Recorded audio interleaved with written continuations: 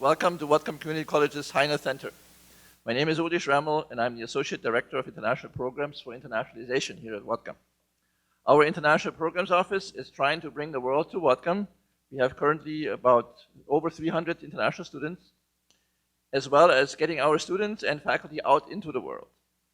We are also trying to provide our college community with opportunities to get more information on what is going on in the world. Our neighbors to the north voted on Monday, and as a result, we'll have a new government and a new PM. Interestingly enough, the new elected Prime Minister, Justin Trudeau, is the son of famous Canadian politician and former Prime Minister Pierre Trudeau, who characterized the relationship between the US and Canada once as, and I quote, "Being America's neighbor is like sleeping with an elephant. No matter how friendly and even-tempered the beast, if one can call it that, one is affected by every twitch and grunt." And also, of course, we all know that elephants don't forget easily. So, to discuss the implications of the election, we have a distinguished panel today. I would like to introduce Joel Connelly from SeattlePI.com, longtime columnist with his extensive knowledge of Canadian politics and environmental politics. Joël Plouffe from the University of Quebec at Montreal, Arctic scholar and editor of Arctic Yearbook, and Dave Rossiter, Western Washington University, Associate Professor of Geography and Director of the Center for Canadian American Studies. Without further ado, let's jump into Canadian waters and the subject of Canadian politics. Well, who watched the election the other night? I see a bunch of Canadian hands up from faculty members I know, but perhaps students in Whatcom County didn't know that there was an election, or if you did, you probably had better things to do, like watch a Blue Jays game.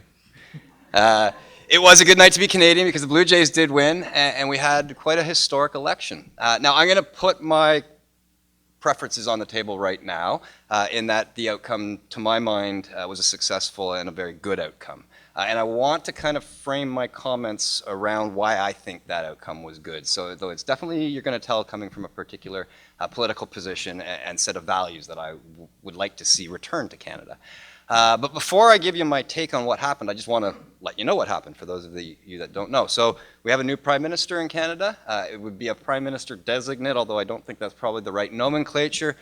We currently have the same Prime Minister we had on election night, Stephen Harper, and he will have to resign before the Governor General, who is the Queen's representative in Canada, at which time that Governor General will invite the winner to form a government. So that will happen over the next 10 days or so. So we in Canada have a parliamentary democracy, which is quite different from what you have in the United States. And the key thing to know in a parliamentary democracy is that the executive branch and the legislative branch are fused, that the executive comes out of the legislative branch of government. And what that means in practice is, on Monday night, there were 338 electoral districts, or what we call in Canada ridings. Anybody know why they're called ridings? Back in the 19th century, if you had a horse and you were the representative, you could kind of ride around it in a day, all right? So that's basically the idea, although they're all different sizes. 338 of those, and there's 5 key parties that were contesting those ridings. Not all of those 5 parties contested all 338, but a fairly good representation, at least regionally, from those parties. And what happens is, in an election, each of those ridings, people go to the polls and vote for the party representative, the member of parliament, potentially, that they would like to see go to Ottawa and sit in the House of Commons. Whichever party has the most numbers of MPs elected to the House of Commons has the chance to form government. And if you have more than 170 of those 338 seats, you hold 50% plus 1, you hold a majority, and therefore you have a stable government that can always get legislation passed without being voted down by other parties, all right? So that is roughly how things work. From that party that gets the most seats, the government and the executive is chosen. And the leader of that party is the Prime Minister, the leader of the government. And the way to think about this in terms of maybe American-Canadian comparisons is, let's say your congressional elections put in more Democrats than Republicans, the Democrats would form a government out of the elected Democrats into Congress. That would be kind of a parallel to what happens. So there isn't a pure separation of the executive and the legislative. Okay? And so that is how the system works. What we have had up until Monday is a majority conservative government. So the Conservative Party had a little more than 150 seats in the old parliament, which was a 308 seat totality. We added 30 seats in this most recent election. The Conservative Party held a majority, not a terribly strong one, but a workable one. The New Democratic Party, with just around 100 seats, formed the official opposition. No, there's an actual official role for the second largest party to oppose the government and to create debate and tension and come to some sort of good policy outcomes. The Liberal Party was third with about 35, 36 seats. All right? So those three parties are the big players. We have a Green Party and a Bloc Québécois, which is a party interested in removing Quebec from the Canadian Federation. They had a few seats at dissolution of the last parliament, and they gained a few in this one. But the big thing that happened was that party with 35, 36 seats, the Liberal Party, leapfrogged into first place with 184 seats in this election. So a solid majority, 170 is a majority. So they now are in the driver's seat and can pass legislation and will be in power for at least 4 years. Now, just one last kind of primer on labels. The Liberals would be very kind of close to your Democrats in the United States. The Conservatives kind of map onto the Republicans pretty well. And the NDP, the New Democratic Party, would be kind of like Bernie Sanders set of policies and followers. Something that has had much more traction in Canada than the United States historically. We've never had an NDP federal government, national government in Canada, but we have had several provincial governments that have been New Democratic. In British Columbia, some of the more successful ones. Depends on your take, I suppose. All right, so that is sort of where we're at. Now I'd like to give you my take on what it all means. And I want to give you that take by thinking about a few interactions I've had with folks since being at Western and in the Canadian American Studies Center there. I've had a number of chats with colleagues who are American, with students who are American, asking me, what's up? What's up with Canada and this over the last 8, 9 years? And I said, what do you mean? Well, what's up with Canada being at Copenhagen or other climate change conferences and seemingly winning all of the Fossil of the Day, Fossil of the Week, Fossil of the Year awards for dragging down any kind of international agreements to stop carbon emissions from driving global climate change? What's up with Canada and its positions on Israel and Palestine, where once Canada was an extraordinarily useful middle player and has seemingly become a knee-jerk sort of supporter of anything that the current regime in Israel decides to do, more so than any other government on the face of the earth, really. What's up with Canada and its seemingly weird conversation in the last election about the niqab, a Muslim face covering or veil that had become a lightning rod for conservative politicians to argue for a particular vision of Canada in citizenship ceremonies and other facets of daily life. And the what's up that I kept hearing was because the folks asking me what's up were sensing a different Canada than they had been taught existed. The liberal Canada of a single-payer healthcare system, of multilateral peacekeeping, of good global citizen in terms of being a middle power that seeks to bring consensus around contentious issues rather than seeking to divide and sort of fall onto one side or another very hard of debates. And my response to all the what's up over the last 8, 9 years has been a constant, I know. Because I grew up in the 1970s and 1980s when that image of Canada was very strongly promoted by our governments in Canada, both liberal and progressive conservative. We had a party called the Progressive Conservatives once upon a time in Canada. Now, that Canada, the one that people might be asking where has it gone, the one that I might say that I mourn, may never have existed in reality, in policy, on the ground. But there was a sense of what it was to be Canadian that Canadians felt, and that I think our neighbors to the south, Americans, sort of attached to Canadian identity, that as a different place than the United States, not as driven by markets, supply and demand logics, but sort of ready to let the state intervene a little bit in the economy to maybe soften some edges. saw a country that looked at immigration as an opportunity for all peoples to be whoever they are in one polity rather than to conform to that polity. Saw in Canada a place where the collective seemed to have some place in public life. And whether or not that was the reality, it was a sensibility that gave a lot of people, from Canadian perspectives, some pride and sense of difference from the United States and folks in the United States, some way of identifying Canada.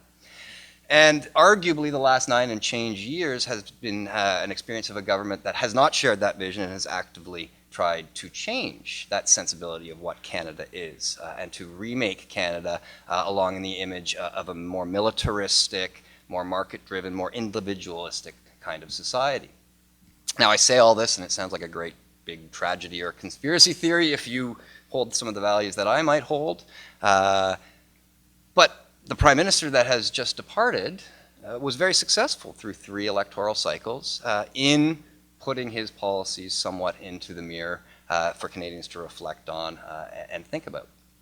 And so what happened in this election is that we went into it with this sense of what's happening with Canada, what's happening with Canadian values, but not a sense that this particular Prime Minister and government was on its way out necessarily. We may have been heading, a lot of folks thought, for a minority situation where there was nobody who had 170 seats, that the Conservatives were starting to wear out their welcome, but perhaps none of the others were ready or able to take over. And so a campaign began, and you guys will think this is very cute. The campaign was the longest in Canadian history since the end of the 19th century. We had a little bit of a long one back then. It was 78 days long. Right? And Americans are like, oh my God, give me a 78-day election, it would be wonderful. But it felt really long to be Canadian in that kind of an election. And it started off with some kind of airing of some scandals that the government was involved in, and that was a pretty big scandal, but it seemed to kind of die away, and maybe they thought they were going to get past that and start talking about the economy, what they thought would be their strong point, and security. And then something around security in the Middle East happened that fundamentally, in my view, changed the narrative to where it was ready to go and people were ready to pick up on it. And that event was the Syrian refugee crisis sort of exploding and the extraordinarily tragic and sad set of images of that young boy on the beach in Turkey.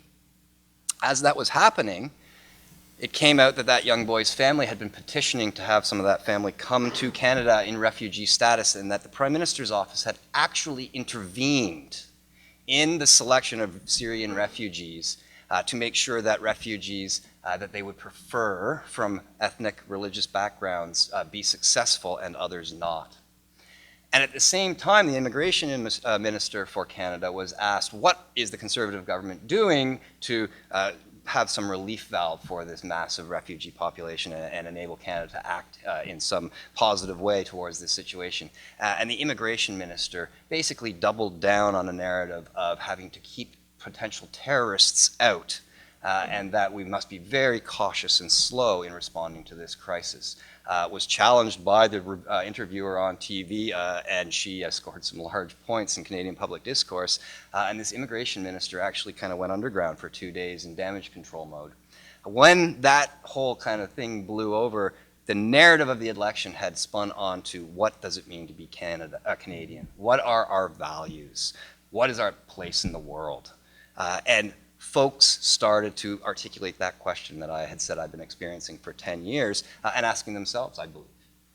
And what ended up happening was the person who won, Justin Trudeau, seemed to embody an emotional response to this set of non-Canadian values and morals, if we may call them that, that were being articulated through this refugee crisis. He picked up the emotional sensibility of some Canada that had kind of gone away in the last decade, and he was able to, without really articulating it in policy terms, tap into something that at least I had sensed that had been lost, and I think many others had. And what he did was rode that emotional sensibility to this large majority that 2 months ago no one would have predicted. He was looked at as a lightweight. He's the son of a former prime minister, and he was trading on his name. He's apparently gorgeous, and it was partly that. However, I think there's reassessments that are happening along the lines of this is someone who grew up in Prime Minister's family, grew up in this sort of center of liberal Canada and has a real deep instinct for what that set of values that I'm sort of saying that has been mourned, what they are and what they mean to Canadians. So we're in a really interesting position now, where we have a new Prime Minister with a large mandate, a lot of excitement, almost a turning back of time in terms of sensibility of what it means to be Canadian, but we're in a whole brand new world, geopolitically, political economic terms. And so where he goes with this will be very, very interesting to see. All right, so for those of you who have, if you've been paying attention to environmental politics or trade pacts and whatnot, saying, where's the Canada that we thought was to the left of the United States? Maybe it's back. I'm not entirely sure. But that's the impression that I want to sort of offer up in terms of my experience of this election and how I read the sort of last 3 days and its linkage to the last 10 years. So I'll leave it at that for now, and I think we'll go through our panelists and then we'll open up for some questions. Good afternoon. I'm grateful for the opportunity to be here. And in terms of where to go to get a perspective on the Canadian election Monday, I would recommend no place better than Turn Point. Turn Point is the furthest northwest point on Stewart Island, which is in turn the furthest northwest point in the San Juan Islands. It has an historic lighthouse. Orcas are almost always seen there, spectacular sunsets over Vancouver Island, and it is one of the highlights of the new San Juan Islands National Monument, recently designated by President Obama. You might see about 5 times a month a small oil tanker going through Harrow Strait between yourself and Vancouver Island, which is the international boundary, headed for a small oil refinery in Burnaby, just east of Vancouver. Under Stephen Harper's vision of Canada, he wanted to make it one of the world's major petro powers. You would see 34 tankers a month going through Harrow Strait to and from an oil refinery in Burnaby. The Harper government had been not so subtly promoting 2 gargantuan pipeline projects, each one of them bigger than the Keystone XL pipeline. The first headed north across northern British Columbia down to Kitimat, where you would have had a supertanker port created, with the supertankers heading back and forth through a very, very narrow fjord. And a very treacherous one. The second project is to triple the capacity of the existing Trans Mountain pipeline down from Edmonton to the Burnaby, just east of Vancouver, and then taking the oil.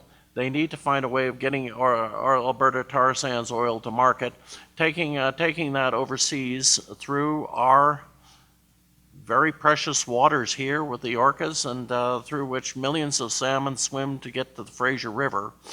And while the Harper government was advancing both of these pipeline projects, it also promptly closed the big Canadian Coast Guard station at Kitsilano, a neighborhood of Vancouver, and began cutting out lighthouses, cutting Coast Guard staff, and so on. All the while, you had the pipeline company running TV ads in British Columbia on how we love the environment too, and we're going to have a world-class cleanup capacity. This doesn't exactly mesh in terms of any common sense. But that was the Harper government, or as the environmental scientist who was forced to resign for his words put it to lyrics in a song called Harper Man. I bring this up for the fact that the government departing wanted to fully develop the Alberta tar sands, not only with Keystone XL, but with the 2 pipelines coming out to the west coast, and that these are things that will have impact worldwide. Impact on climate, of course, would have potential major impact on our coastal waters of British Columbia and Washington. If there was any type of oil spill, the oil would not basically turn back in the middle of Harrow Strait. And the philosophy of this government, which was making Canada a petropower, censoring scientists, government scientists that were researching climate issues and as well and pretty much all other issues, and a visual image that I think summarized Harper Land, which was one of the things that they did was they shut down libraries maintained by the Canada's Federal Department of Fisheries and Oceans across the country. So there was this memorable picture of all of these books in garbage bins in Vancouver. So you not only censor the scientists, you censor the written word that is already there. And at the same time, you try to influence National Energy Board procedures to approve the pipelines. I think we will now have a different regime. Prime Minister designate, I guess you would call him now, Justin Trudeau, first of all, has deep roots in British Columbia. He has taught school. He's been a snowboard instructor. He learned to be a whitewater river guide on the spectacular Tatchashini-Alsek River system in far northwest British Columbia. So he has roots in British Columbia. Of course, his mother is from here. Secondly, he has come out against the Northern Gateway pipeline, the one that would deposit oil in Kitimat and take it out through Douglas Channel. I think you will likely, where the Kinder Morgan pipeline is concerned, get an honest decision rather than one with the thumb of the political fix on the scales. I think you're going to see the Kitsilano Coast Guard station reopened. So elections have consequences. And if you sit out there at turn point with your sweetie, you'll see that some of them have a Canadian election can have consequences on American national monument. I don't think, frankly, looking at oil prices and so on, that you will see those 34 tankers going through Harrow Strait. And I think that's a net benefit for this region of the country, and probably also for the climate. As to the outcome of the election, first of all, you have Trudeau's and you have Trudeau's. Justin Trudeau's father, Pierre Elliott Trudeau, was Canada's Prime Minister 1968 to 79 and 1980 to 1984. A somewhat fearsome intellectual, somebody who put people down and confronted them creatively most of the time. So you have the famous episode of him rolling down the window of his limousine and looking out at striking postal workers in Montreal and saying, "Manger de la merde." You have the famous episode of rolling down the window of his railroad car at Salmon Arm, British Columbia, and extending a double-finger salute to the protesters. You had him at a meeting in Saskatchewan asking the farmers, "Why should I sell your wheat?" You have various things like this. The younger Trudeau is, however, the mellow Trudeau, and basically was talking about unifying the country, about finding common interests from ocean to ocean to ocean in Canada. The elder Trudeau once had a majority government in the House of Commons without a single seat in the Commons, a single Liberal seat from British Columbia. They had to finally give members of Canada's appointed Senate something useful to do, namely representing British Columbia in the absence of elected members of Parliament. But on Monday, Trudeau won, the Liberals won 17 of British Columbia's 44 seats in the House of Commons, even more than his father did in the one landslide victory where they did have a large number. So you'll have a major presence in BC, from Liberals from BC, including somebody who's been a senior cabinet minister in Victoria in the provincial government, and somebody who has been a vice chair of the Assembly of First Nations. An Aboriginal Canadian now represents the newly created riding of Vancouver-Granville. So he's a reconciling Trudeau, and a Trudeau kind of wanting to knit the country, which has been bitterly divided by Harper Man, back together again. A couple of other things. The first socialist premier, or the first New Democratic Party premier in British Columbia, Dave Barrett, used to have a saying that he would pronounce with every single syllable: "This is a sovereign country," trying to illustrate the fact that it was not simply a branch of the United States. That is certainly true. The governments of the two countries have not always gotten together, not always gotten along. John Kennedy tried to get the Canadians to accept Bomark anti-aircraft missiles to supposedly shoot down Russian bombers headed for the United States. Prime Minister John Diefenbaker refused to do so. Diefenbaker was an old and very sensitive and very irascible man, And Kennedy arrived at a state visit in Ottawa and made a joke about the marlin hanging from the wall of the Prime Minister's office and asked whether Diefenbaker had really landed the fish. And then there was a very tense meeting in which Diefenbaker did not accept the Beaumark missiles, and Kennedy sent a note to an aide that was retrieved by the Canadians later that reportedly said, "What do we do with the SOB now?" The Kennedy administration tried damage control and said that the initials were really OAS for the Organization of American States. You have had the situation of Canada's Prime Minister, then Lester Pearson, occupying the traditional role that was just discussed of peacemaker, giving a speech at Temple University in Philadelphia calling for the cessation of the U.S. bombing of North Vietnam, and then flying on to Lyndon Johnson's ranch in Texas and being grabbed by the buttonholes with words to the effect of, "You just pissed in my yard." Johnson was elegant that way. Pierre Trudeau and Richard Nixon were a study in contrasts, and one of the Nixon tapes had Nixon describing Trudeau as an asshole, and Trudeau's memorable response was, "I've been called worse things by better men." And the culmination in the last decade, when the then Liberal Prime Minister, Jean Chrétien, refused to join the U.S.-led coalition that was fighting the Iraq War and found himself, Lester Pearson got a dressing down from Johnson when he went to Johnson's ranch. Chrétien was disinvited from a visit to Bush's ranch near Waco, Texas. So again, there have been certain clear dust-ups over the years, and I think Justin Trudeau has a Western Canada experience. He is part of the outdoors tradition of the family, and he also, I think, has a sense of this is a sovereign country that his father had and that his father asserted with an independent role for Canada when he was Prime Minister. Just a couple of other notes. You have something else periodic in Canadian politics, namely that the leftish New Democratic Party is favored at the start of a campaign to win or to get a majority of seats. It generally experiences a tragedy during the campaign, and the NDP went from 103 seats down to 44. But the one area, interestingly, that resisted the Liberal tide across the country was Vancouver Island, which returned 6 New Democrats to the House of Commons, and Elizabeth May, the lone Green Party member who represents Saanich and the islands. Namely, I guess if you look a little bit north from Turnpoint, you can see her riding in the Parliament, and who is a very important voice when it comes to government secrecy, government information, and issues like this.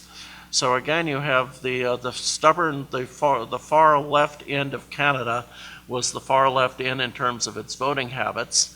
And British Columbia, in a way, shows the challenge that Trudeau faces, with 17 members of the New Democratic Party dominating Vancouver Island, Conservatives dominating the resource areas where they want the pipeline, and the Liberals having almost all of the seats in the lower mainland area around Vancouver and its immediate suburbs.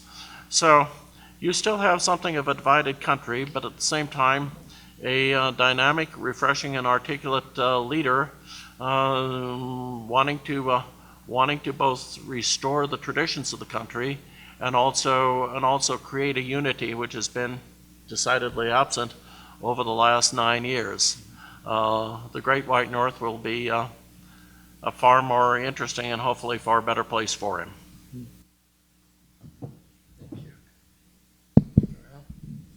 My name is Joe, and I am Canadian. This is exactly what Dave was saying a moment ago, is this whole campaign and the last 10 years was about our identity and our values that were being put into question by a very minority part of Canadians led by the Conservative Party of Canada. An excellent article was in the Globe and Mail this morning from Lawrence Martin called, Canada's Stephen Harper has failed in re-engineering Canada. Because basically this is what Stephen Harper was trying to do since he got to power, from 2 minority governments to a majority government, is trying to change the values of Canadians and to create consensus around those values to then have different policies that have a big rupture with everything we had under liberal governments and progressive conservative governments over the last 50, 60 years. And that is a process that would take some time to do, and that you cannot do that in 10 years. You need more time to do that. And this was maybe a very interesting part of our recent history, because if Stephen Harper's government was getting into a new majority, maybe this new consensus around these new values would actually become a part of policy, reflecting a bit what Joel has said on environmental issues, on economy, on human rights, on indigenous populations, on many things that divide Canadians. We were divided over the last 10 years by a bipolar government, trying to polarize issues in Canada and really dividing us across this huge country that needs extreme effort to bring us together. But now we were being balkanized and fragmentized a lot across the country and throughout regions. So basically those are maybe just opening remarks. It's interesting to be here today because for the last 78 days and for the last almost 10 years, we've all felt, and I say that from a very personal perspective, speaking to nobody, having interventions in the media, writing policy papers, having these commissions in Ottawa, and trying to have these intellectual discussions around policy making, to find ideas to create policies that reflect what Dave has said, these values that are contested but bring compromise and bring coherence in our policy making. This was completely absent. We were talking to nobody from an academic perspective. And then from a policy perspective, you had a very small group of people who were trying to impose these values on Canadians in such a big country where compromise is already difficult to find, but liberal governments and progressive conservatives had found a way to make this happen. Nobody is always satisfied 100%, but at least at a 60, 70% that would work. But this was no effort coming out of this government over the last 10 years. It was very ideological, and one way of making things was the way the Harper government was making things. This government, this former government, I can now say, actually renamed itself and branded itself as being called the Harper government. Do not call us the Canadian government, call us the Harper government. So you would actually have, and I might have a difficulty in saying re-engineering, I can say it now, I'm a francophone, right? And English is my second language, but this re-engineering was basically imposing this ideology on Canadians, and this was becoming to be transformed into policy, and mostly on a foreign policy perspective, we can see that. And I can get back to that in just a moment. So just again to repeat, I'm coming here and discussing with all of you in this roundtable forum as a Canadian citizen that was preoccupied, as an academic that was preoccupied, because in democracy, intellectuals and academics have a role to play in creating debates and bringing ideas together to inform policymakers. And I think nobody is perfect, but we had this going on in a certain way in Canada over the years. So this is basically where I'm coming from. I come from Quebec. I come from Eastern Canada, so on the other part of this continent, where politics resemble a bit what Joel has just mentioned on environmental issues, on oil extraction, on the role of extractive industries in our economy, on the future of our economy based on natural resources. We are a dependent economy on resources. We are an extractive-based economy on natural resources, oil, gas, minerals. That is a fact. But we always have recognized that we need to diversify our economy. And this was not being the case in the last government. There was always this famous phrase from NDP leader Mulcair, who was saying in the debates that Stephen Harper had always put all of his eggs in the same basket. And now the economy was failing because of this, because all of our resources were our efforts were being into the national resources economy. I can continue and we can discuss of all the things that happened during the last 10 years, but let me just talk about three themes here: Quebec, the North, and foreign policy. Quebec, why Quebec? Because like we've seen it very, very clearly the other night, and the first email, even before I went on Twitter and I write something, since I was coming here on Monday, or on Tuesday yesterday, I wrote to Chuck Hart and to Rossiter, and I said, the Liberals have won the East. That was surprising. Not even the NDP were in my parents' riding. I'm from New Brunswick. My family is from New Brunswick. The young NDPer had not even won in that riding. He should have run. His father was a Godin. He's a Godin. He was popular, but no, he did not win. So all of these seats have been won by the Liberals. And I was sitting with one of my good friends and colleagues, professor at the University of Quebec in Montreal, and we were looking at each other and really saying, okay, this is not going to be a very common evening. This is going to be something very different. And it was. And the evening was moving fast. And the whole East Coast was red. It was red, no blue. And these were ridings where you had a lot of blue in the last elections. A lot of conservative and some NDP. The colors are different here. That's right, yeah. Flip the colors. Yeah, that's right, yeah. Blue is Harper, red is Trudeau. So you had a lot of Trudeau in the East, and the conservatives were disappearing. But it all really started to become concrete when the boxes started to be open in Quebec. So from the East Coast up to Quebec and then to Ontario. What Ontario does when you open the box in the history of Canada, Ontario can decide if you have a majority or a minority. When Quebec comes in and the box is open, it can give you a majority. It can give you power too.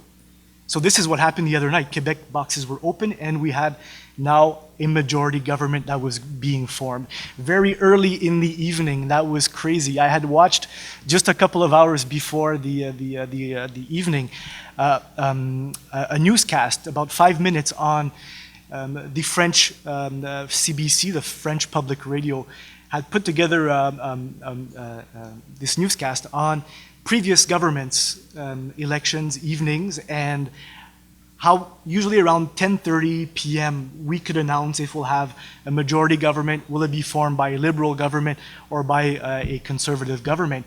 And that usually happens around 10:15 because of the time zones and when the boxes are open in the east and all of this, and then all these calculations are made. And then we were already at 9:15. It was 9:14 and 42 seconds. I remember on the network called TVA, French network, it was 9:14, 42 seconds, and the broadcaster says, we can announce that the next government will be formed by the Liberal government. Now, we didn't know it was going to be majority or minority, and then the Ontario boxes were open, and we knew we had a majority.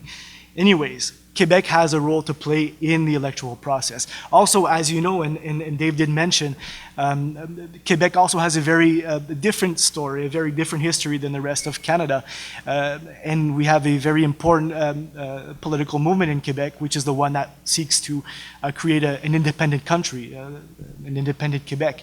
And in the federal government, you have a political party called the Bloc Québécois, which is a political party that represents Quebec interests in the federal government.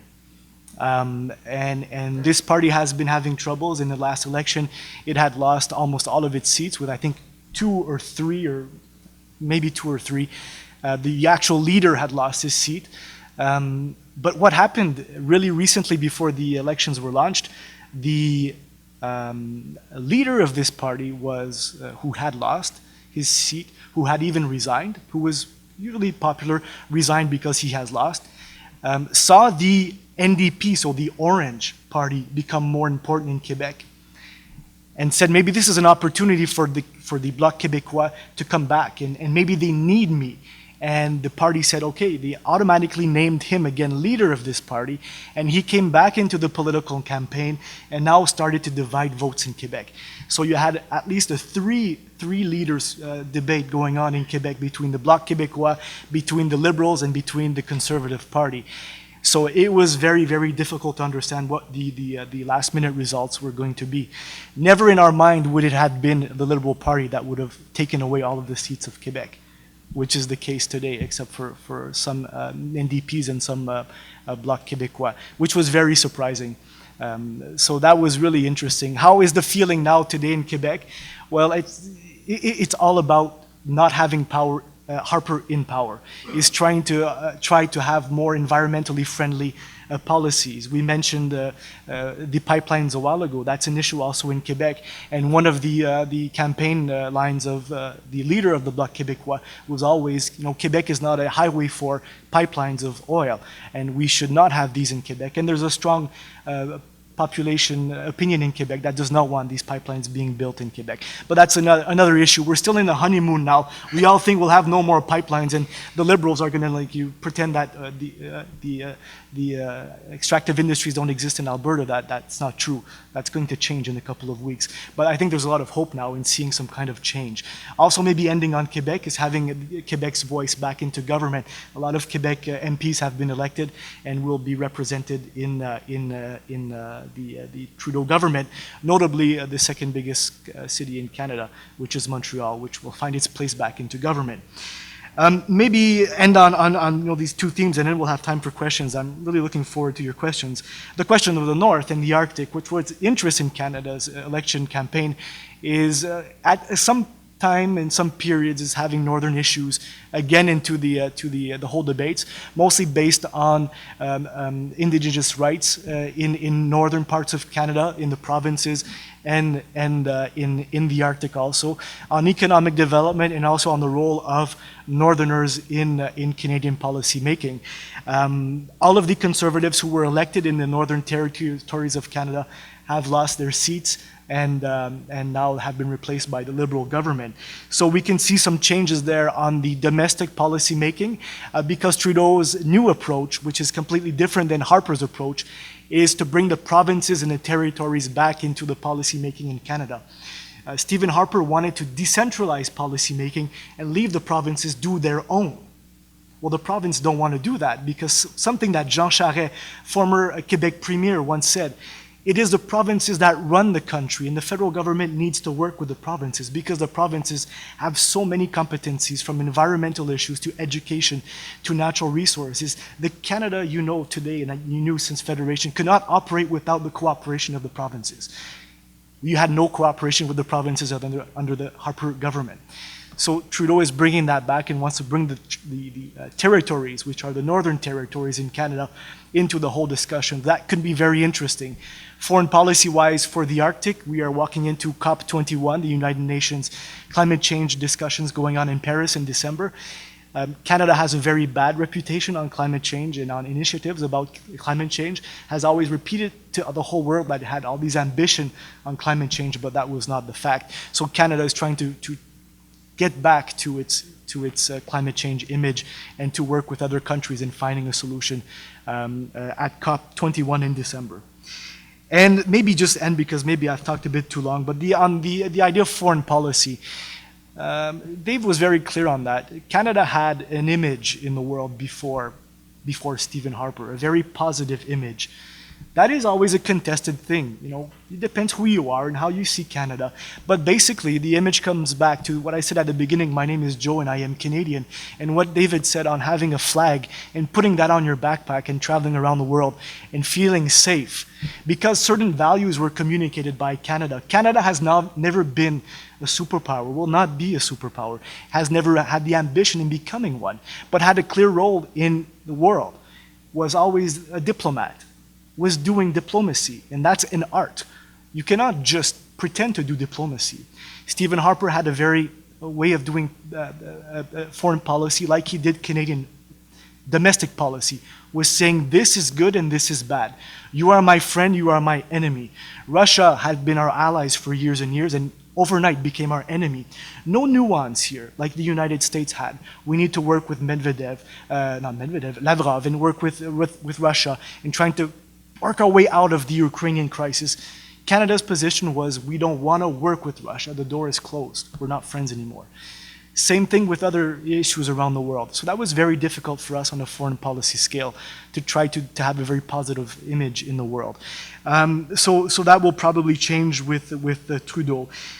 Maybe just a last word, and that was underlined by both of my colleagues here, by Dave and Joel, is we have a new prime minister now that looks very different than other prime ministers of Canada, and it's very interesting reading Twitter in the last 48 hours. Very interesting things going on. And today was, is Trudeau the only prime minister in the world who has a tattoo? Is he the most good-looking prime minister, male prime minister in the world, or state leader in the world? So from a very, and I know this is a very big anecdote, but still, it just shows how people are ready to hear Canada again, and people are ready to find this image and find the role of Canada on the world scale again, and to be more constructive and proactive. I've been getting a lot of emails from my friends around the world saying, welcome back to the world scene, and that's important because we do have a role to play, and I think we've lost it in the last years. So yeah. Okay, thank you. You guys have questions? I'm going to collect them. Just to give you one to start off with, I was soliciting questions from my colleagues on campus as well. And so we have heard about Trudeau now a little bit. Besides embodying the emotional response to the former government, being handsome, being a snowboard instructor, what do you think is he bringing to the office? It's a question for all of you. I think Brian Mulroney, a former Conservative Prime Minister, probably summed it up best in talking about Pierre Trudeau and Justin Trudeau, saying the apple does not fall far from the tree.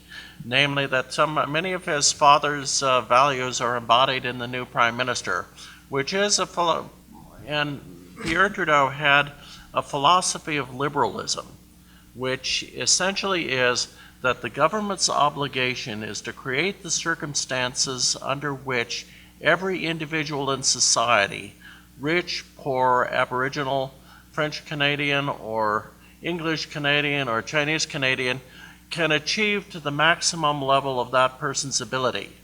It's a liberalism that stops short of attempting to dictate the outcome, namely a certain number of people from each category, but essentially creating the opportunity and equalizing the scales. That is, I think, the essential liberalism of the Trudeau family.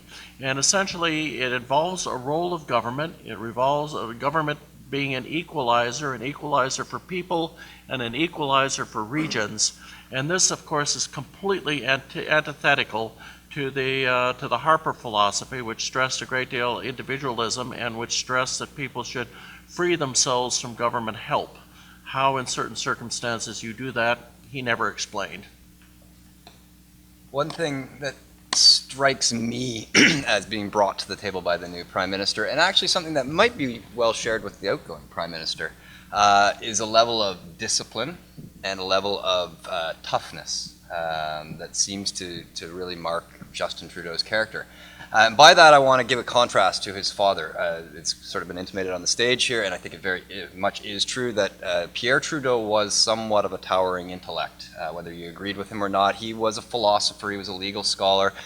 His works were published and are still read, and had quite a major role in the kind of cultural / scholarly life of Quebec and Canada in the 1960s and 70s as he transitioned into politics. I think it's fair to say that his son does not follow him in that regard. I'm not saying that the man is not bright, but he is not a towering intellect. I don't think you need to be a prime minister.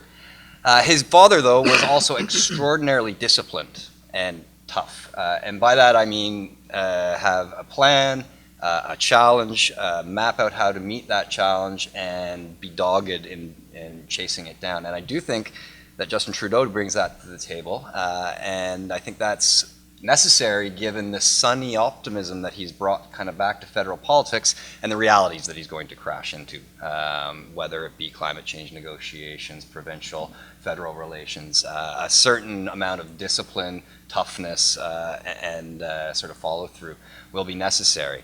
And I think what got Canadians thinking this might be the case is a little episode that probably was the start of Justin Trudeau's rise.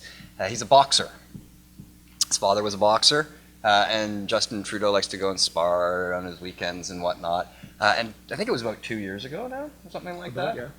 A conservative Aboriginal senator, who is also a boxer and a tough guy, Patrick Brazeau, and Justin Trudeau decided to both sign themselves up for a charity boxing match.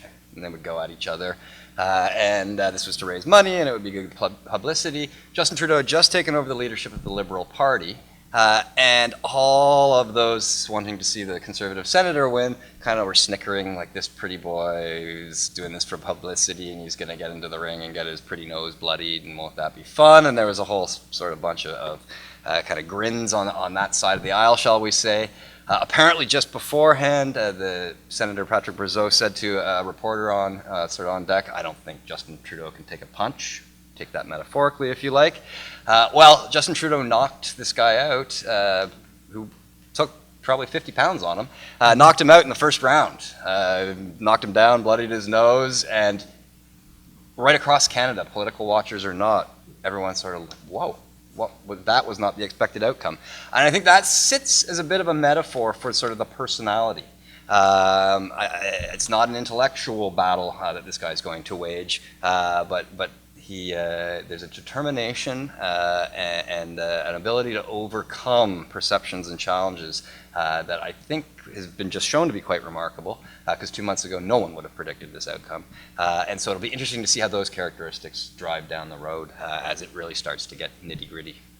It's interesting that you bring that up, because even that, in Quebec perspective, you need to understand that in Quebec, the Trudeaus are not very popular. They've never been popular. The Liberal Party of Canada has never been very popular in Canada, because the Liberal Party of Canada is the Federalist Party of Canada. In Quebec, you have, like I said, the sovereignist, the independence movement, and there's never been a good relationship between the separatists or the independents and the federal Liberal Party of Canada.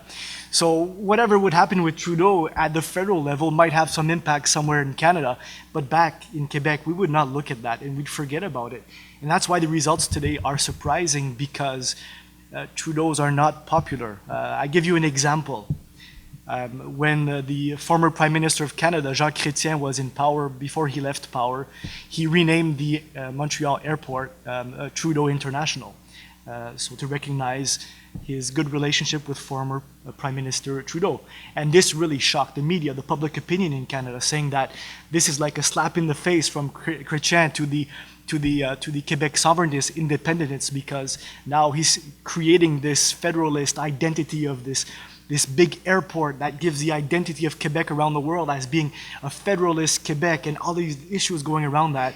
So it gives you an idea how Trudeau's are not very liked in Quebec. So again, that's why it's surprising to see how he is now liked today.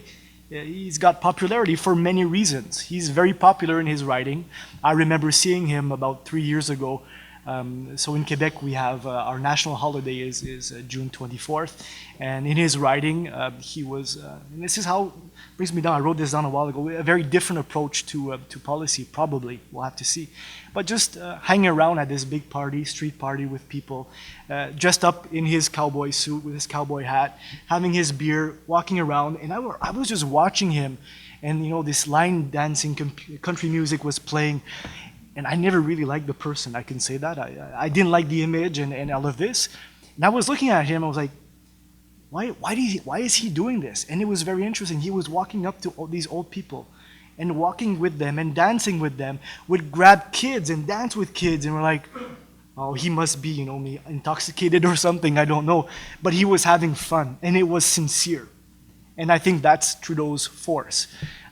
There is, I have all these anecdotes, but in one of the debates, in the French language debates on the French television, at a certain point, he was asked a question in French by the Bloc Québécois leader. And he was, like anybody else, a bit nervous and a bit sentimental during that discussion. And he was so wanting to answer to this question. And he, instead of saying, I will answer to you, my colleague, and he said, I will answer you, my love. But in French, you need to understand that, mon amour, he wanted to say mon collègue, but he said mon amour. It just came out naturally. And just naturally he said, well, me and my wife today, we were talking, and so sincere, complete opposite of the cold personage that we had with Stephen Harper. Maybe quickly on the office, and this is important, I guess, for the students who study Canada. We don't have a Congress in Canada. We have, elections, and then we have a majority government. And when a majority government is elected for 4 years, you can practically adopt any policy you want. domestic foreign. That's a great privilege that you had. And there's a huge issue that we have never addressed in Canada since the Trudeau years. Trudeau, the father, is the centralization of power in the Prime Minister's office. It started under the Trudeau father years and has continued to be more centralized since. There's a great article from, I think, August or September in the Globe and Mail by Professor Donald Savra from the University of Moncton in New Brunswick, who actually says this is the issue we need to talk about, how decisions are going to be made in the Prime Minister's office, the level of accountability also. How can you be accountable for the decisions you make in the Prime Minister's office? So I think before knowing if, what will happen, what kind of policies will we see, what kind of policy making, what kind of style will come out of Trudeau. And again, I do believe something is different here. I remember some commentators saying, Generation X is now in power in Ottawa. This is the first time. Interesting, he's 43 years old. The first thing he did yesterday morning in Montreal was to take his bus, his campaign bus, to park it in front of the metro in his riding, the subway, the underground, and to go into the underground with the Secret Service people around and to say thank you to everybody. We had never seen that before in Canadian politics. So a different approach is emerging, and I think that's the whole optimism that we're sort of living now in this beginning of the honeymoon. Thank you. So we have lots of different questions, some general election questions, I think we'll start with those, but also pipeline question, economic questions. We'll see. Let's start, I think Dave might be able to answer that best, but it's open to anybody, of course. What does an election ballot look like in Canada? Are voters choosing a party or a person for the legislature, or more than one person? I'll take that one because I have an 8-year-old son who, bless his heart, thinks this is the greatest stuff in the world. Like, I've been explaining this stuff to him, so we took him voting and we showed him this. So you guys who experienced the hanging chad and all the electronic computing voting stuff will love how we do it. It's paper and pencil, and you walk into the gym of your local high school or elementary school or wherever the polling station that you've been assigned to go to is, and there's some nice people that meet you there who are volunteers who work for Elections Canada. And this year, actually, we had a nice long lineup. Just a little aside, our voter turnout rate was just shy of 69%, which is pretty good. We were 61 last election and 58 the one before, so you can see that there was some interest in this one. So you go into your polling station on the day, or you can do early balloting, but I did on the day. And you line up, you go show your identification and voter registration card to the person at the desk. They give you a paper ballot and explain that you need to put an X beside a name who also has the party. Does it have the party beside it? No, it doesn't. Just the name. No, it has the party beside it. The name with the party affiliation for your particular riding. So you are voting. It's in circles, and you do an X or a check mark with your pencil. And so you are voting for your representative in your riding. So you do that little check mark, you fold the ballot up, and then you go and look at the person who's the volunteer, and they say, well done, and you put it into the little slit in the cardboard box, and then they say on your way, and then the next person goes and does the same thing. And those boxes are collected throughout the evening, and people count them by hand and tally and send in the results to the sort of the central offices. And the results are rolling in, and pretty much 99% known by midnight, 1 a.m., something like that. And we've got a population that's about the size of California. So we're talking, 35 million in total. That makes to about 25, 26 million eligible voters. So not nearly as many folks, 10 times more in the United States to deal with, but a very old-fashioned, simple system. And in my lifetime, really hasn't resulted that I can think of any kind of debacles like Florida in 2000. It's pretty simple. Okay, thank you. And there's a follow-up question too. Does this affect why polls aren't so accurate? I think I read polls aren't clear in predicting the Prime Minister. Maybe just, I'll let you guys maybe talk about the polls, because there have been polls every day for the last 78 days, and none predicted what happened the other night. Maybe on the first question, the idea that we vote for a person or for the for somebody in our riding or for the Prime Minister, we do not vote for the Prime Minister. But there is a theory here that during this last campaign, people did vote for the prime minister. I think we can see that in Quebec. Quebec, we're not even talking about a vague of red. We're talking about a tsunami of red in Quebec. Is not based on voting for the person who will represent you in the House of Common. These seats that will then become the majority of government, and then you have the government that you have. People actually voted for the image for the Liberal Party of Canada, and not for the person that will represent them in Ottawa, and that could have some consequences also. There could be a lot of deception here too. You can have in some writings, for example, in my writing, where you had the leader of the bloc that could have won. There was the opportunity that the Liberal Party would have won, and I had never known of this person. I don't know where this person came from, but this person was leading in the polls during the last minutes of the evening, which was very disturbing for somebody who is very involved in local politics. You say, well, who is this person? Will they be able to deliver and represent well the riding in the federal government?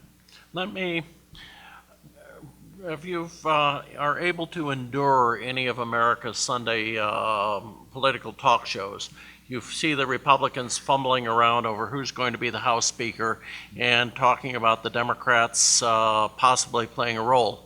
The Democrats currently have 188 seats in the U.S. House of Representatives, which is as lousy a showing as they've had, I think, in about 70 or 75 years. But far greater swings occur in Canada and occur quite suddenly. In the 1993 election, the Progressive Conservative Party, which had been in power for 8 years, went from 143 seats in the House of Commons to 2.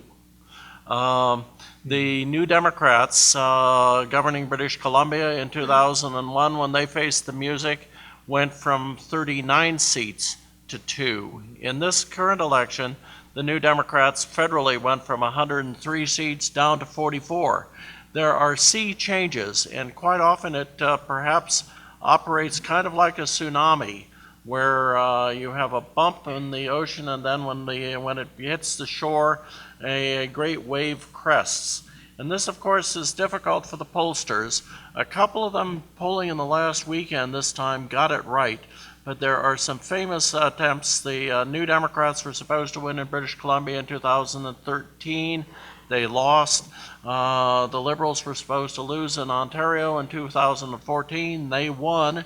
And the New Democrats came from nowhere in conservative Alberta to form the government in 2015. So again, you have waves cresting and political parties that can be pretty much wiped out. And they may recover and so on, but how did it feel to be one of 2 conservatives left in the House of Commons, or one of 2 New Democrats left in the British Columbia legislature? A little lonely. The one thing I think the polls did get right, or that you can see sort of now that we know the result, what they were doing was, if you looked across time at the trend lines for each party and what the pollsters were finding, they may not have been perfectly accurate in their percentage and how they divvied up among the parties, but you can see these moments in the campaign when the Syrian refugee crisis hit, when a few other sort of moments came along, where party fortunes change. And it's very, very clear that in the last month, but particularly kind of 2 weeks, the Liberal line starts to kick up. And it's that tsunami. You could start to see evidence for it. And I think a lot of folks like myself, and I've laid my kind of politics bare to you in terms of where I would prefer things to head on a political trend line. I think a lot of folks like me started to say, this is interesting. This looks like it's going to be quite an interesting Liberal onslaught. But couldn't bring ourselves to say it. That there was sort of a real conservative sort of, in the small c sense, unwillingness to kind of make these big predictions as to potential massive change. It was clear, though, once the boxes were open. I've never heard that phrase before. Boxes open, meaning the polls opened and then start counting them up. So yeah, the trend lines, I think, were fairly accurate. I think the pollsters woke up on Tuesday feeling decent, and they haven't been the last couple of years. And maybe another factor explaining all of this, we mentioned, you did since the start of your talk a while ago, 78 days, the longest campaign. Still, longest campaign where all of these candidates had 78 days to try ideas, to test ideas, and to be known. And Canadian population had a chance to discover Trudeau, had a possibility to discover other things about Harper or about Tom Mulcair or about Elizabeth May. So these new leaders, the big leaders. And also just a couple of days before the elections, we had the Canadian Thanksgiving weekend, a long weekend, where you had a turnout of voting by anticipation that had record numbers in Canadian history. And also a lot of discussions in family probably around the outcomes of the elections coming up. So this is hard to prove scientifically, but it should be something that is taken into consideration to try to understand this tsunami of the other day. Maybe we should have our next elections after Thanksgiving too. Turkey exchanges. Another question that's connected somehow to what we already talked about. What are some elections longer than others? What can the U.S. learn from Canada about limiting campaign lengths? A lot, I would think, but you guys? In the United States, John Kennedy was able to announce for president in the year in which he was elected president. Now it is considered that if you announce any time less than 20 months before the election, you are a laggard. And now, 13 months before the 2016 election, Joe Biden is saying that there wasn't time left. That like everything from National Football League schedules and so on, our elections grow, and every time one of the parties tries to move things a little later or to move things in a more compact way, it doesn't work. It's one thing. Again, Brian Mulroney once said something to the effect of, "There's nothing like a hanging in the morning to focus the mind." There's nothing like a 29-day provincial election campaign to force people to focus. Nothing like what used to be, say, a 58-day federal election campaign. It requires focus, and it has yielded, except for a couple of dull recent elections, a turnout percentage substantially higher than the United States. I guess to answer the question it might be useful to sort of say we're talking apples and oranges here. I think that's something that really is important for Canadians and Americans to know in terms of why one so long, the other so short. First, Canadians do not have a prime ministerial election. You guys have a presidential election. Canada elects a parliament, full stop. We have gotten used to the idea that the prime minister is the person who's going to be in the driver's seat, and so everyone kind of thinks about who that will be and who is the leader of the party, whose representative I might send to Ottawa, because ultimately that's going to end up being the boss. But Canada elects a parliament, and the way that a parliament goes into being elected or into electoral and asks for the dissolving of parliament, all right, once that happens, the government is now just a caretaking government and has just the duty to take care of any emergencies of state, but otherwise kind of hands off any new legislative kind of initiatives. And there's a minimum period, it's about 29 days, that the writ is. So the writ is the period in which the election is going to happen. So government basically stops functioning, and the longer the campaign that you call, the longer that's the condition. So it's very, very different from the American system, wherein we don't elect prime ministers. And we do, like Joel said, start to think culturally that way. But the entire system is actually set up, if you look at the Constitution of Canada, the system is set up in such a way that the prime minister is very muted in all the rules. It's only kind of just through tradition that the prime minister has risen to sort of the very prominent and high-profile role. But there's a saying which I think is beautiful, and we need to keep in mind, that the prime minister is the first among equals. He's the first minister within the cabinet, which is all of the ministers. And that person only becomes the prime minister because they're the leader of a party, not because Canadians decide, let's have a big election and decide who we want our leader to be. So those very different kind of aspects of the two systems contribute to the different lengths. I'm no expert on American systems, and I'm sure there are many other ways of thinking about it, but we are talking apples and oranges. Who calls the length of it? It is the prime minister. The governor general does, but at the prime minister's advice. And the prime minister or the premier decides when to call the election.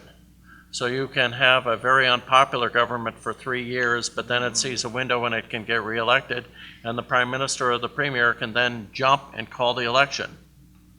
So we could say 6 months? Does he have the right to extend it out? He has the right to advise the Governor General that that's what should happen, and the Governor General can or cannot take that advice. If does not take that advice, it becomes quite a little constitutional crisis, and this has very rarely happened in Canada. The governor. So it's basically based on the British system. Remember, Maggie Thatcher was always very good choosing her election dates to be staying in government. Yeah, precisely. Another question related to elections. What about spending and super PACs? Is Canada better about limiting spending in the elections? Well, I was just going to comment on the last question on the idea of spending. One of the arguments that tried to prove why Stephen Harper called these elections for 78 days was that the Conservative Party of Canada had a lot more money than all of the rest of the parties. There is a new law that was passed by the Conservative government that political parties are no longer publicly funded, so you had to find more private funding for your campaigns, and it's a fact that the Conservative government had a lot more money at last summer than the other parties who were less organized. But was that actually a determining point in the campaign? I don't think so. I don't think because Stephen Harper had more money that he won, because he didn't win, right? It's not money that defined the end result of this election. I think there was one very important factor during this election that some say was imported by the U.S. actually, not since Harper is there, but even before Harper is there. It's very negative campaigns, and this campaign has been very negative and very based on fear and very dividing. And maybe that was one of the factors that led to Canadians not wanting this kind of fear following them in Canada. But no super PACs. There's nobody collecting money or. There are civil society groups that can do sort of the same thing, but it's nowhere near on the same scale. Okay. Yeah, nowhere near. Let's switch over to the environment. From a strictly economic standpoint, how would an increasing presence as a major petroleum player affect Canada's economy? And along those lines, besides disrupting the environment, the orcas, how would the disputed pipelines negatively affect Canada? First of all, you could have an oil spill, which the Canadian Coast Guard is completely unequipped. This from a report by former senior officials in the shipping industry to handle. Secondly, if there were an oil spill in Haro Strait or something that was the polluted waters of the Gulf Islands and the San Juan Islands, the Fraser River just north of us is one of the, if not the world's greatest single sockeye salmon producing river. Some of the salmon come down Johnstone Strait. Others swing around into the Strait of Juan de Fuca, up through Haro, up through Rosario Straits, and into the mighty Fraser River. So there's potentially damage to the fisheries economy, something we saw last year when you had a major mine disaster in British Columbia that dumped a whole millions and millions of gallons of contaminated water and tailings into the Quesnel Horsefly River system, which is where one of the great salmon runs resides. As to the economic question, the question is a very interesting one, because one of the knocks on Harper was that he put Canada's economic development eggs in the basket of perfecting and increasing the production of the Alberta tar sands. Essentially, too many eggs in the basket of oil at a time when oil has gone, the price of oil is basically halved. And so that while you had thousands of people flocking to northern Alberta to work in the Alberta oil sands, you now have them flocking back to Nova Scotia, flocking back to Newfoundland, and so on. Now that the price has gone down, and now that oil exploration projects are being at the very least put on hold. So you have an an environmental objection. You're putting more carbon into the atmosphere and so on. But you also had the economic objection that, namely, that too much of the emphasis of the government was being put put on fossil fuel resource development without understanding the potential economic peril, and certainly if you look across Harrow Strait, the potential environmental peril. To follow on that, I think part of the question was how would oil drive Canada's economy, or does it, or something along those lines. The quick answer is it already does. Canada is the biggest energy supplier to the United States of any energy supplier from a sovereign nation. Canada has the second largest proven carbon-based energy reserves in the world after Saudi Arabia. It's about 16% of the Canadian economy is direct jobs and activity around the oil and gas industry. So we're talking a major, major, major driver of the Canadian economy already. And just as Joel said, Stephen Harper's mission was to make Canada an energy superpower. You said that Canada will never be a superpower. That was one way in which the vision was that it might become so. So that's part of the equation.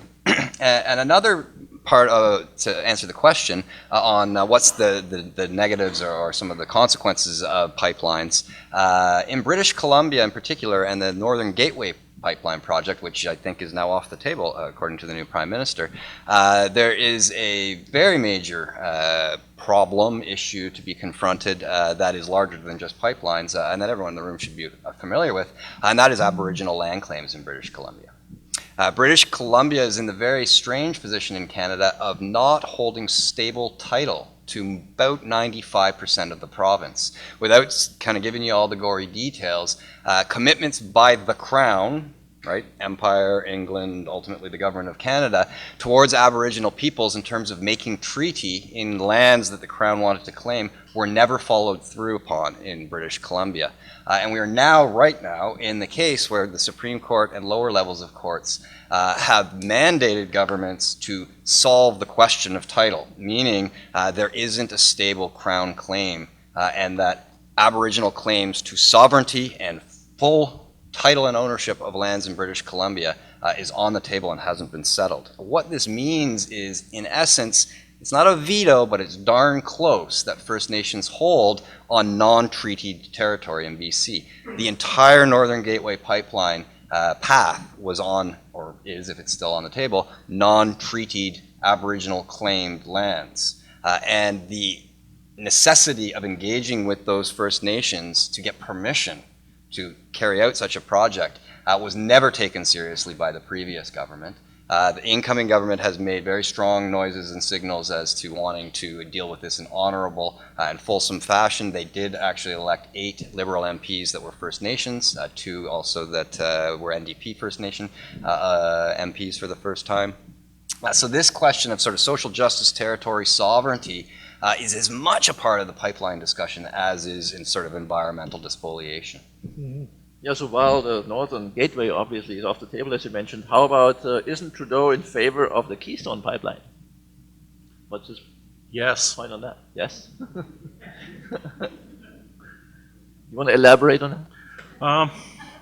One of the interesting things and why certain people in the oil patch up there are perhaps a little bit hopeful was that Harper's way of promoting Keystone Pipeline was very heavy-handed. Lectures to the United States, obvious impatience with our procedures. The great Dave Barrett line on Canadian government was once that when the Queen calls you, she gives you the whole bag. Namely that with the legislative and executive as one, you can move decisively, but in the United States, of course, you have procedures which can be, as has been deliberately the case with the Obama administration, drawn out on the Keystone Pipeline. So what you are now going to have is a warmer and fuzzier advocacy of the Keystone Pipeline by the new Prime Minister, and the new Prime Minister possibly deploying some bargaining chips, saying that there are worse pipelines, namely the proposals for the pipelines coming out to the West Coast, that I am cool to, and one of which that I'm canceling. But that the Keystone XL runs almost entirely on land except when it's going under rivers, and that it is more benign than other proposals for getting Alberta's oil to water. It'll be interesting to see how intensely he proceeds on this, but the approach is likely to be very different than Harper's. And maybe one of his cards that he has to get out of the politics of Keystone and all of the pipelines is something that happened during the campaign that was very interesting. All of the parties were the NDP and the Conservative Party of Canada have continually been saying that we're running these promises on zero deficit. And the Liberal Party of Canada said we need deficits. We will have small deficits for the next years. Why? Because we need to relaunch our economy. We need to get the eggs in the basket. We need to diversify our economy. We need to reinvest in infrastructure in this country and create jobs around infrastructure. This is one of the major elements in this campaign where he was completely different than all of the other parties. This was a risk, but some say that it worked, and people are interested in this. Joel did mention that a lot of workers from the oil sands are from the east coast of Canada. Probably one of the reasons why the Liberal Party of Canada did win a lot of votes in the East Coast is because a lot of them are coming back home without any jobs, and that probably reinventing the economy and having more money into infrastructure across the country will create jobs and might be more interesting for the electorate. So that's important when you think about the future of Canada's economy that is less dependent on extracting oil from Alberta or from other areas of the country. They probably also mean raising taxes, and that's something that's very unpopular in America, I can tell you that. Yeah. But obviously the voters accepted that. We also see it in northern Canada in the three territories, which are regions that are extremely dependent on mineral activities, extractive activities there, and future oil and gas prospects just here north in the Beaufort Sea, and mostly in the east also in the archipelago, the Canadian Arctic archipelago, is oil and gas development, future development on that, and jobs for a younger population that is without a future, and that's exactly how we should be framing this. There's no diversification of the economies in the north, in the far north. So all of these electors who had the choice to vote blue or red, so the Conservatives or Liberals, who had been promised all of these new policies, new economic investments for the last 10 years, actually said no. These were promises. We're not seeing the results. And what we do need in Northern Canada are infrastructure, to having access to these new regions for oil and gas development, extraction probably, and mineral activities, which are part of the northern economies like the provinces of Canada.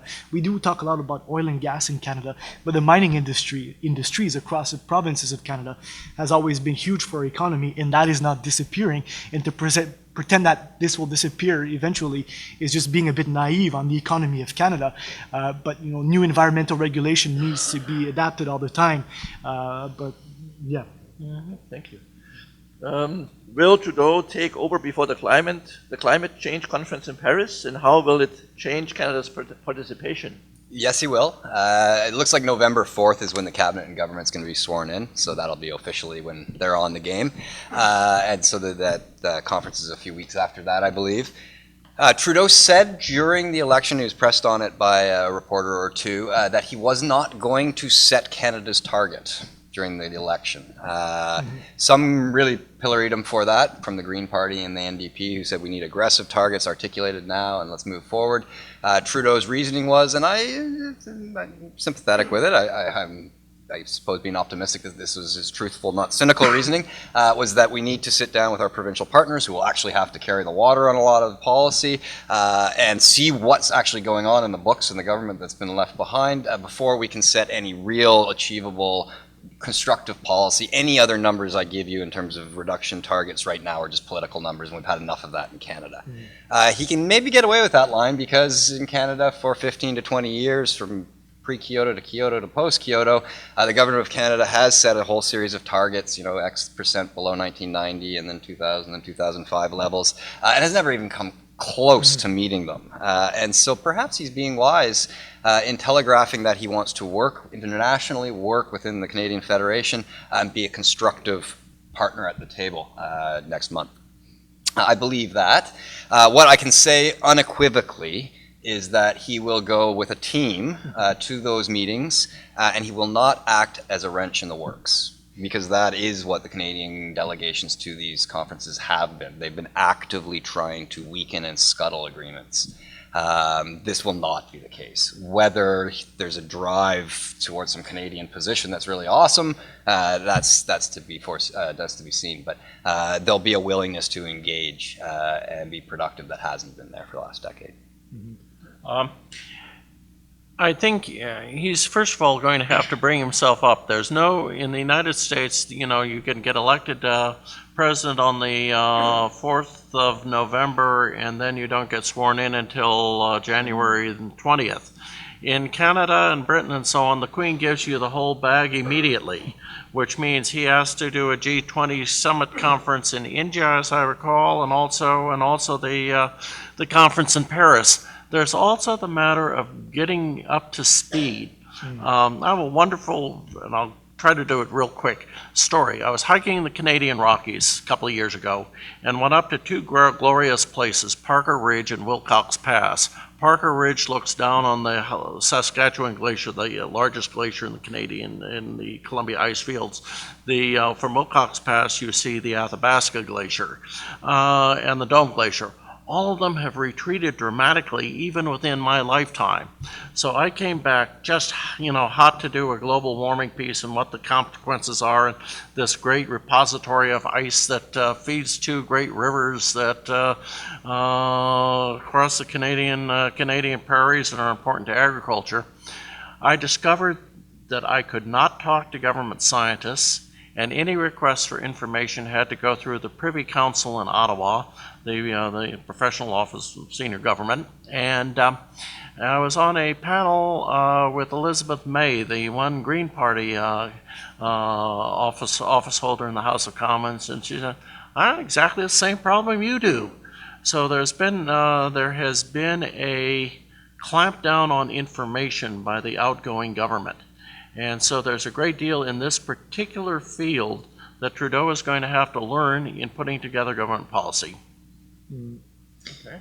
And maybe just rapidly on that, what is interesting that we've been hearing recently and what we saw during the campaign is actually Elizabeth May, who has extremely knowledge on the issue of climate change in Canada and in policy also. And there's actually a petition going on right now in Canada, which is interesting, asking Trudeau to integrate her into government as environmental minister, which is something that we don't usually see petitions by Canadian asking a government, you should have this person in a majority government that would not be a coalition, which is very odd, but it's really interesting. Maybe a last thing, Dave mentioned that Trudeau will be going to Paris with the team, and he's going also with the provinces.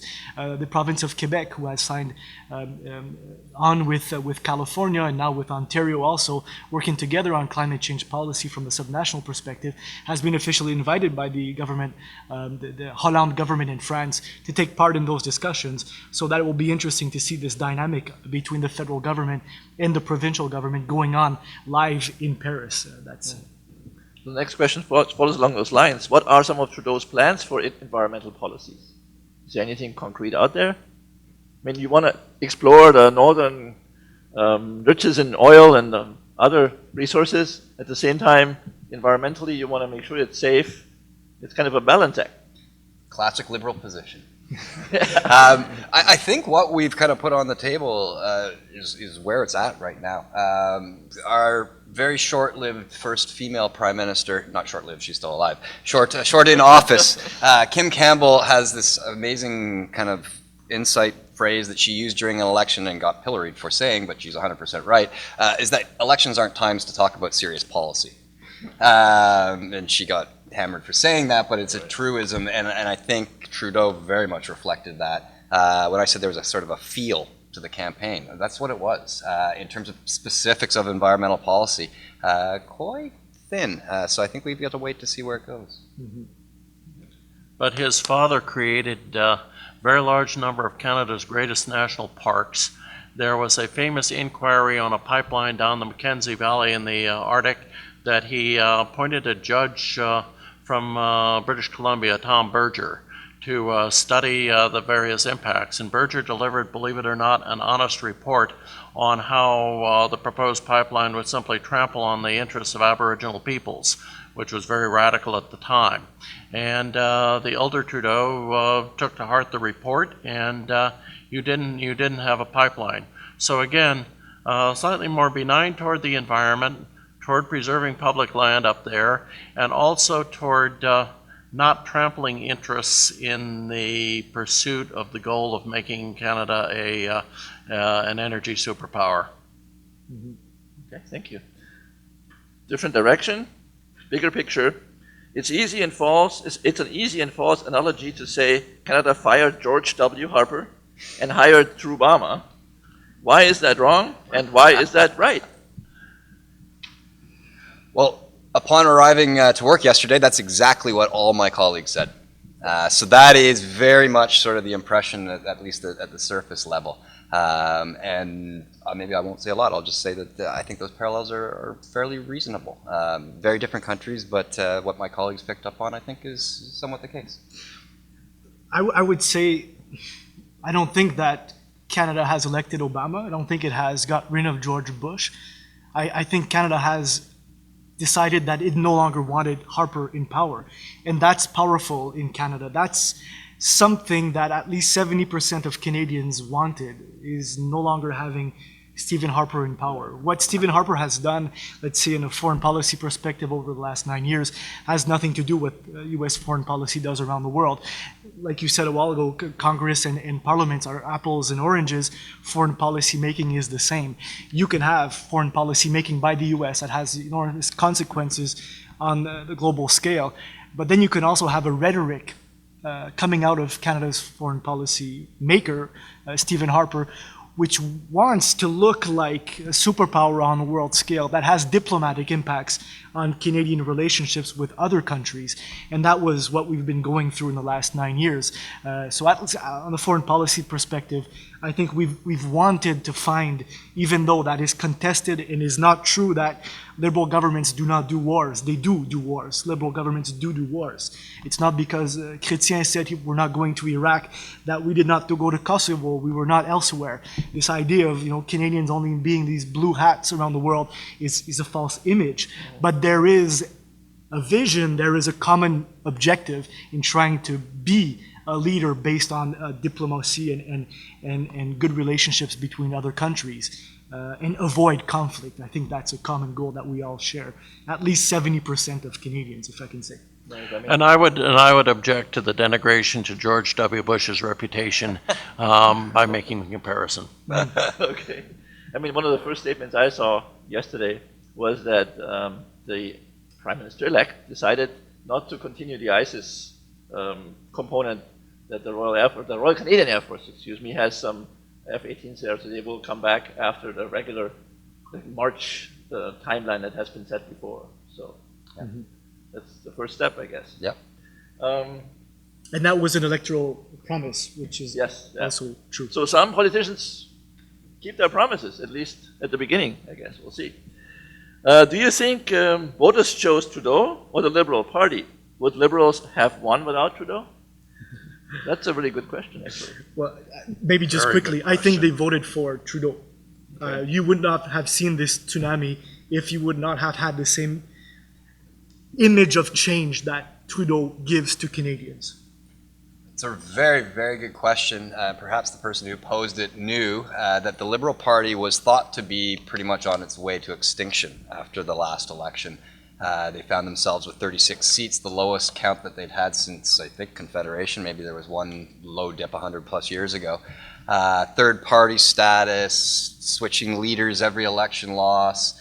There was, in fact, an author named Peter C. Newman who wrote a book called When the Gods Changed, and it was all about the death of the Liberal Party, which had been Canada's natural governing party for a century. I saw a great little tweet the other day saying, I wonder what Peter C. Newman's new book's going to be called, because the Liberal Party has just roared back. And I think that Joel is right in that the vehicle, the Liberal Party, probably still was viewed with suspicion in many regions, Quebec being one of the prime ones, but even in Alberta, in Calgary, they elected a few members. I think the person, the personality, and the change, the sort of sunny vibe that he embodied made people kind of feel all right about maybe I'll go back to the Liberal tent, where so many Canadians once were. One thing that's interesting, and it might have been, in the 2011 election, the New Democrats, who've always had about 30 or 40 seats in Parliament, sometimes reduced into the 20s and so on, they were led by an ebullient, optimistic leader by the name of Jack Layton, somebody that the country kind of fell for, and Quebec spectacularly fell for, 59 out of the 75 seats in the House of Commons. And it appeared that the New Democrats were on their way. But just a few months after the election, Mr. Layton dies of cancer. And if you can speculate, if he had still been alive, would perhaps the electorate have turned to Layton and the New Democrats as the alternative to Harper's Conservatives? Again, it's a very fluid situation, and as in the United States and Canada, some long-standing political allegiances have been kind of cast loose, and people are willing to do things that maybe their ancestors would not have in terms of how they cast their vote. But Layton was somebody who caught on with the Canadian people, but of course is now no longer with us, and his successor did not, while Trudeau did. Thank you. Another question on the economy. Predict how the new government will handle the Trans-Pacific Trade Partnership.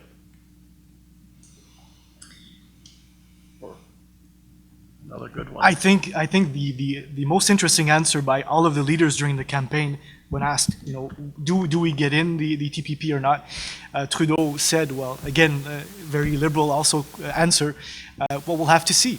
We'll have to see what we signed. We have to look at it. If it's good, we might go forward. If it's bad, we'll have to change it.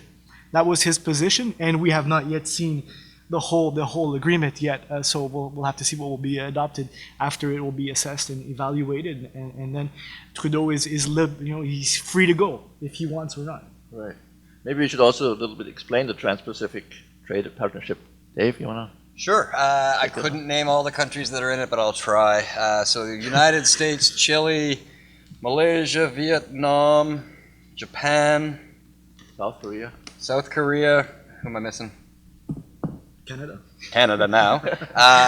So anyway, I named those others first, and there's probably a few others. It's Pacific Rim block of nations. The reason I didn't name Canada in the first sort of naming of groups there is because we were invited in later on in the negotiations. And Stephen Harper was very keen to be part of the negotiations for some very good reasons, I suppose. But apparently it was a take it or leave it. You come into the negotiations now and everything that's been arranged will stick, and then you can start to talk about the new text. And basically it's a free trade agreement, not unlike NAFTA, but to bring in those sort of Pacific Rim nations.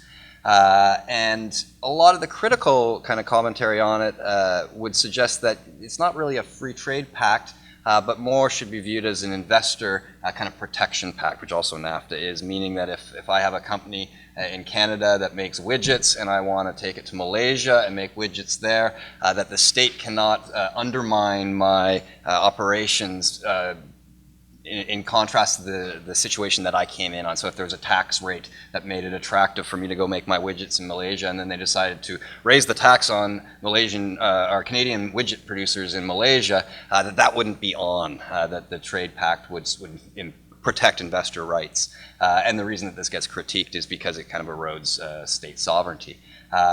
So it's a trade pact, it's an investor kind of rights protection pact. I've heard a lot of folks say basically it's small countries and why is this such a big deal to get into Malaysia or Vietnam's markets? This is not nearly as big a deal as folks might make it out to be. Others say, no, this is the pact that is going to define the Pacific portion of the world, and it's good for Canada being on the ground floor. So those are kind of the perspectives as I understand it. Thank you. The next one is kind of a little weird, but I did see something about this morning, actually, the Canadian news about maybe legalizing marijuana. So didn't Harpo jump the shark when he said marijuana is infinitely more dangerous than tobacco, giving JT his majority?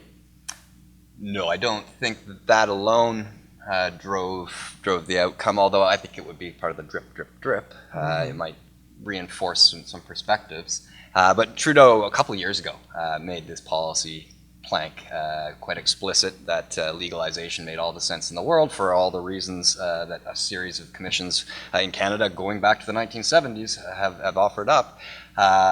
So that is the position. And yesterday on the ticker on CBC News, it said infrastructure and marijuana stocks up. So like this deficit spending's for infrastructure, and now there's this Economic boom. possible new industry.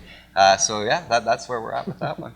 The Harper gave near reefer madness quality anti-marijuana lectures, warning that that legalization would cause increasing numbers of young people to smoke dope.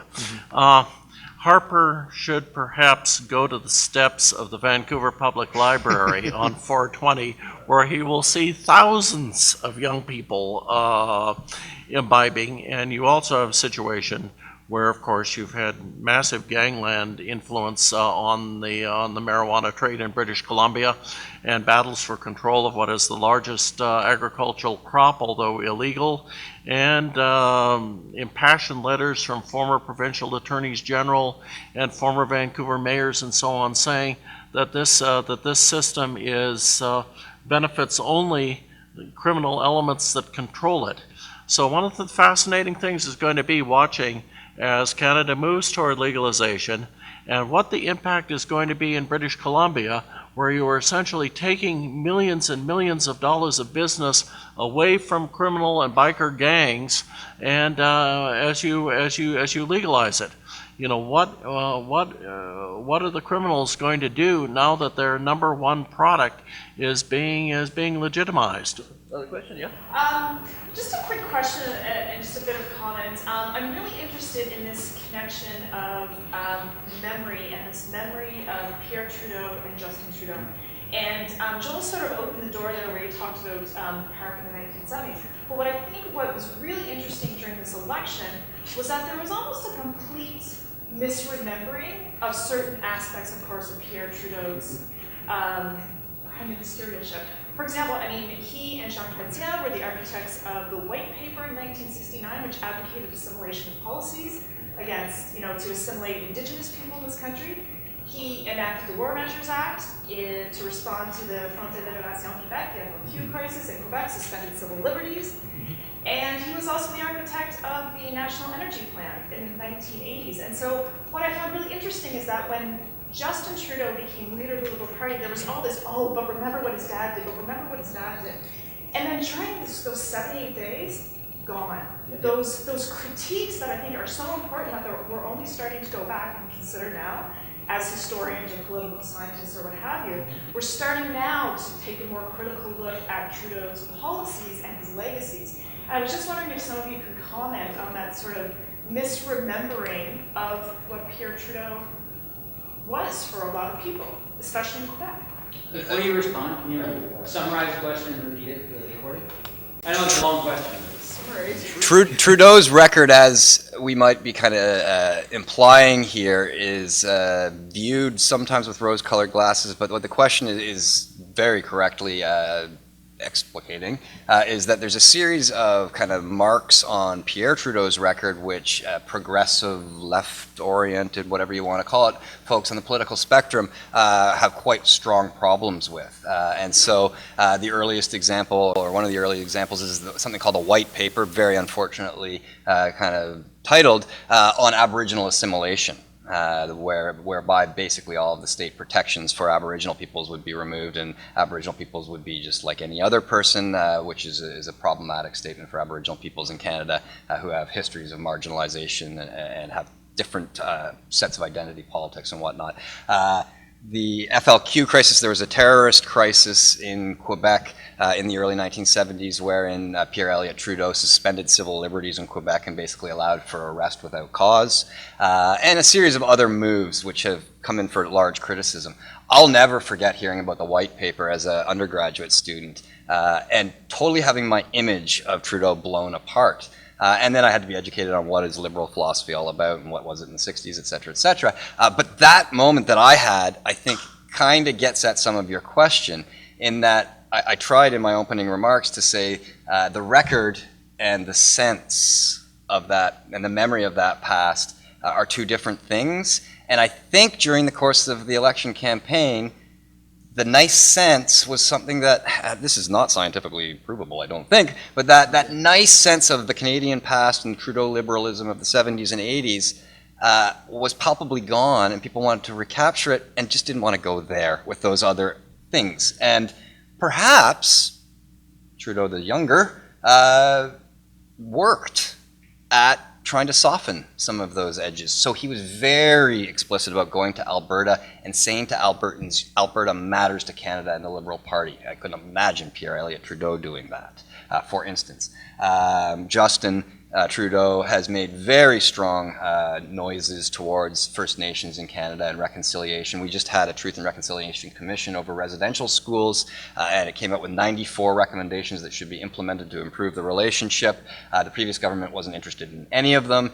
Trudeau committed during the campaign to implement all 94. So I think having, I don't know whether the luck or the fortune or the smarts to tap into that sentiment, but at the same time be aware of the record and try to kind of hold it at bay or be not his father's son. It was an interesting dynamic that maybe he pulled off.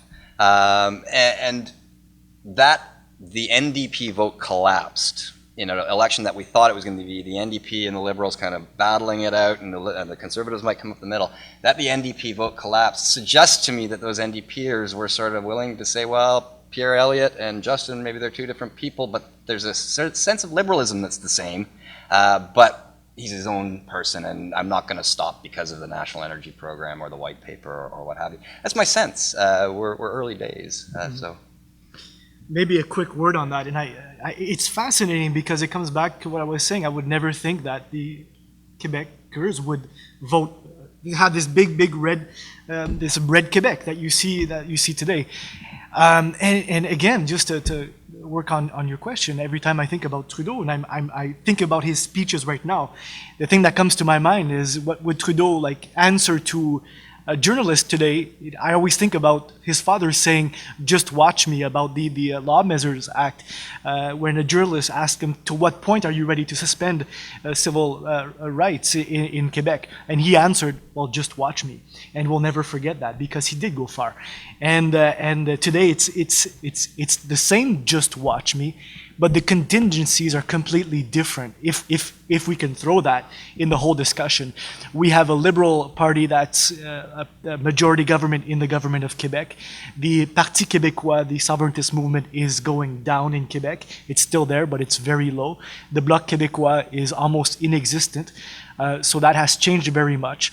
Now the Indigenous peoples' rights issues have progressed. They're different and they're ongoing, and you have this willingness to change that. You have this willingness of rapprochement, getting closer with the provinces, with the territories, working with the people. That is a different approach too. So a bit like Dave was saying, probably the best thing that we have now for this Prime Minister is having a legacy of his father, always following him behind. So he always had to have this critical view on the policy decisions he's going to make. He has different views. He's a different individual, and he has a different experience than his father too.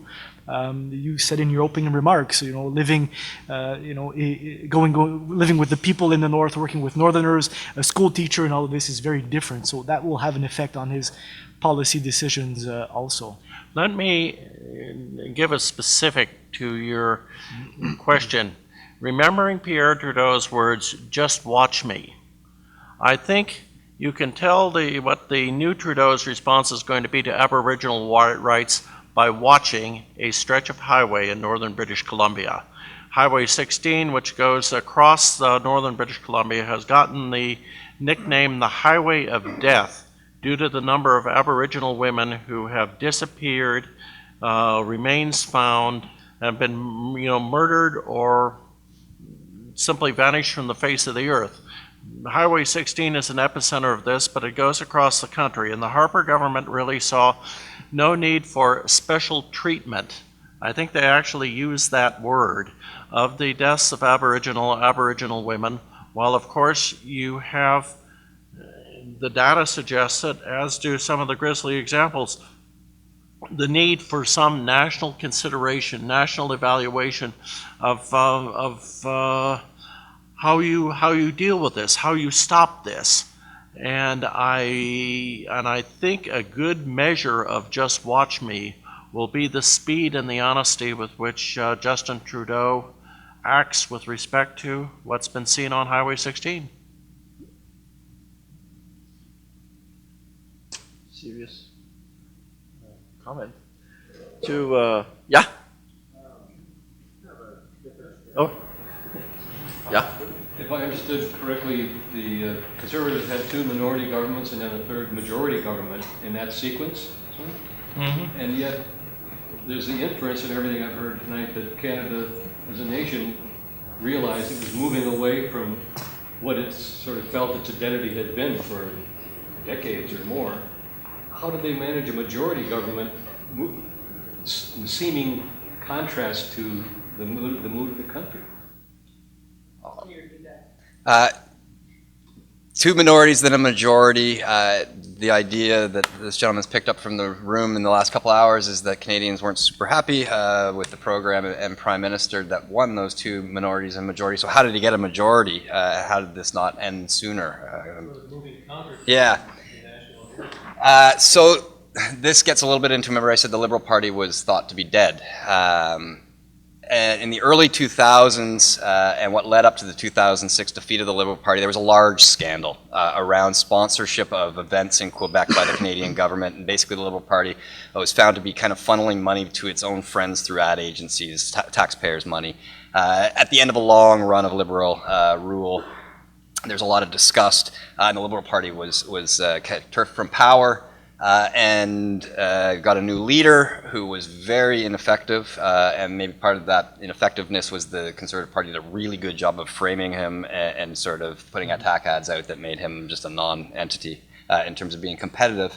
Then the Liberals went for another leader who was, again, problematic for a whole lot of reasons, and the Conservatives were successful in framing him as not an appropriate Prime Minister. And up to that point, the NDP had never really been considered a government in waiting. There was something in the 80s where there was a moment, but generally speaking, it was either Liberal or Conservative. So we had a 2006 election where it was kick the Liberals out. We need a new government. The only place to turn in Canadian political history has been Conservative. It's Liberal, Conservative. 2008, the Prime Minister and his party had only been in a minority position for 2 years, so policy-wise, you can't have a ton of effect. Tone, yes, but policy, not so much. The Liberal Party was in no position to really fight, and they managed to get another minority. 2011, the Liberal Party's still in trouble. The Conservatives playing off of a sense that we want to stop having elections in this country. Right? I mean, we want some stability. We want to not go to the polls for 4 years. And so the tagline was a strong, stable, majority Conservative government. The Liberals still extraordinarily weak, and they managed to squeak out their majority. But the thing that happened that points to what you're wondering about and maybe leads us up to today was the extreme success of the NDP, particularly in Quebec. It showed that there was this desire for something else than the Conservative option. It didn't work out electorally, but there were a lot of fears, I believe, on the Conservative sort of side of things in the lead up to that 2011 vote that the NDP might well get a minority government. And that seemed to have scared a lot of what we call blue liberals, business-oriented liberals, to the Conservatives where they might not have otherwise gone because the NDP are the socialist hordes and we don't want them at the gates, sort of thing. So that set of dynamics allowed these 3 election wins and allowed the majority the final time. If there was a Conservative Party or a Liberal Party that didn't have that kind of decade-old baggage and had an effective leader in 2011, it might have seen a different outcome. Another question down there? Canada's a really regional country, and so that question is probably best answered regionally. And maybe just be quick about it. The tension that might emerge is a sort of Western alienation, you might call it. I wouldn't put British Columbia into this necessarily. Sometimes British Columbia is the West beyond the West in Canada. But Saskatchewan and Alberta, what we call kind of the prairie portion of the country, if you look at an electoral map, it did mostly go Conservative. There are a smattering of Liberal and NDP seats. But there we do see a rural-urban divide play out. It's also southwestern Ontario has the same thing going on, and kind of northern British Columbia. And that rural-urban dynamic could be the source of tension that you're maybe looking for, but I wouldn't say it's particularly Canadian. It's very much the same in the United States, right? The red-blue, the bicoastal kind of versus the heartland or the Midwest. I think that's in at least North American liberal democracies, which we both are, probably the key tension and political dynamic is rural-urban. And so we can see it out of this election. The let me respond a little bit to that again. That it'll depend a little bit in terms of Trudeau's connection to the continued connection to the people. There's not really that much tradition of retail politicking by prime ministers between elections. A few years ago, Bill Clinton was picking up a $200,000 honorarium in Vancouver. Clinton arrived in Vancouver in a foul mood. His advance guy, Chris Unscow, figured out how to deal with this. Namely, they dumped off Clinton at about 12th and Granville in Vancouver, and he simply hoofed it down Granville with people coming out of Starbucks outlets, students at a beauty parlor, Chinese beauty parlor, chanting Quentin, and he essentially glad hands all the way down to the Granville Bridge. And Unscow figures this is working quite well, so they let him off on Robsonstrasse, not far away, and he hoofed it all the way down to the Bayshore and was in a great mood by the time this was over. The RCMP constables, joking with him, the Prime Minister never does anything like this. The last time they'd seen Chrétien was touring the Annacis Island sewage treatment plant. So that a great deal will depend upon whether the connection that Justin Trudeau established will continue to be, whether he will nurture it. I'm sorry to interrupt your question. That was a perfect segue, actually. My question was, what does it say about the state of North American democracies that there's so few surnames in leadership at the federal level? Bush, Clinton, Trudeau. Well, this is new for Canada. We've never done anything like this. Yeah. But it is interesting to see that and how the global media is also talking about this right now and talking about the Canadian dynasty in politics, which, like you just said, is a bit odd. Again, about your question a while ago about Trudeau and Trudeau Senior, is there a dynasty and is there a continuation of Trudeau father with Trudeau fils? We'll have to see that in a year, at least through his discourse. And what Joel was saying exactly is Trudeau has enormous room to be different from Harper with connecting with Canadians.